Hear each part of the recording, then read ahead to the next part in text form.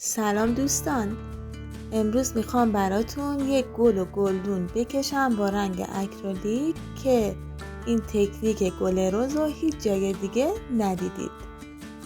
به این صورت گلدون و ساقه ها رو میکشیم،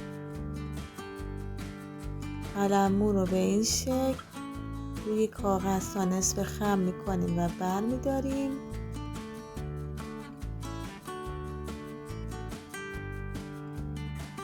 و من اینجا از رنگ اکریلیک استفاده کردم.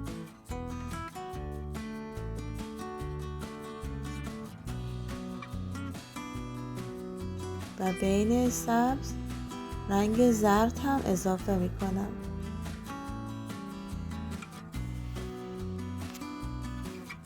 برای تکنیک گل رز یه مقدار رنگ قرمز و رنگ سفید رو کنار هم میذارم و با قلمو به این صورت تبدیلش میکنم به گل رز. دوستان هم با قلمو میتونیم این کار رو انجام بدیم، هم با گوشماکن. من توی این آموزش از هر دو روش براتون استفاده کردم.